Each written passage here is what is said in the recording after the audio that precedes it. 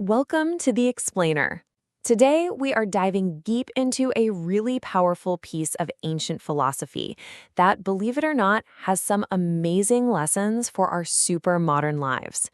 It's all about how to act, how to focus, and how to find some peace in a world that is just obsessed with results. So let's just start with a feeling I'm sure we all know. That knot that forms in your stomach when you're waiting for that promotion or the results of a big project, or even just a reply to an important text. It's that pressure, right? That stress that comes from being so fixated on a specific outcome that you can't actually control. Well, what if I told you that thousands of years ago, a single verse from the ancient Indian scripture, the Bhagavad Gita, laid out a profound guide for dealing with this exact problem? It's like a roadmap for action that has somehow stayed relevant through all these centuries. So, what does this ancient Sanskrit verse actually mean for us today? To really get its power, we're going to break it down piece by piece into its four core ideas. Here's the game plan. First, we'll talk about your right to take action. Then, the tricky part, your relationship with the results. After that, we'll look at who's really the cause of those outcomes. And finally, there's a really important warning about just doing nothing. So let's dive in. All right, let's jump into the very first piece. This is the foundation for the entire philosophy. And it all starts with our right to action. So this first phrase is basically saying your primary right, your power, is in your karma. And karma here just means your action. Think of it as your duty or your dharma, your unique purpose, your responsibility in any given moment. The core message is simple. Your real power lies in just doing the work you're meant to do. Okay, but here's where it gets really interesting. This next part is a total mindset shift, a real game changer. So get this, you have the right, even the duty to act. But, and this is a huge but, you are not entitled to a specific outcome. You can't just claim the fruits of your labor as a guarantee.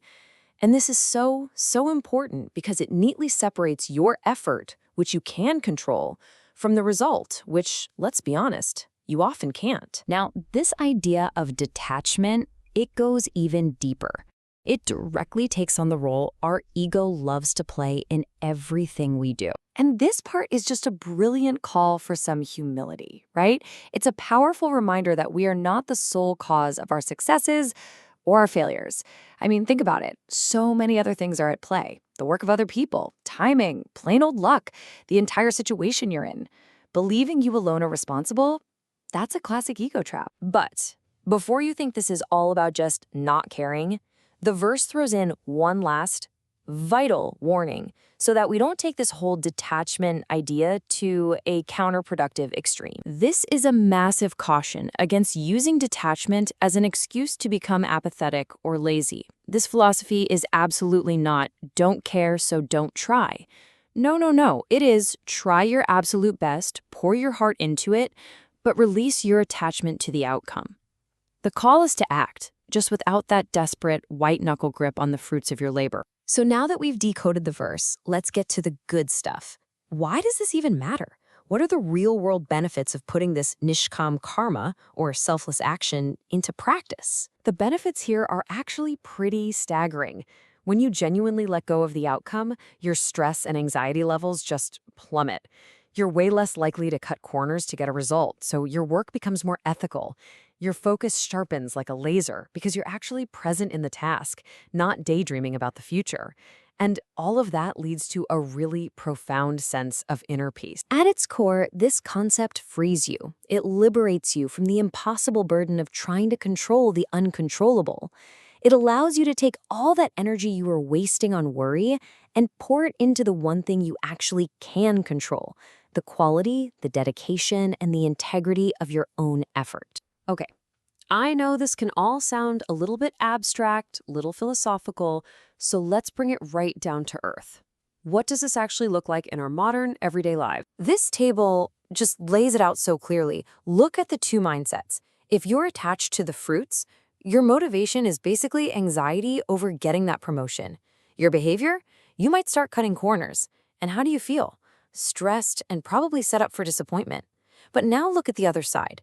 When you're focused on the action, your motivation becomes a true dedication to the craft. Your behavior shifts to collaboration and integrity. And the feeling?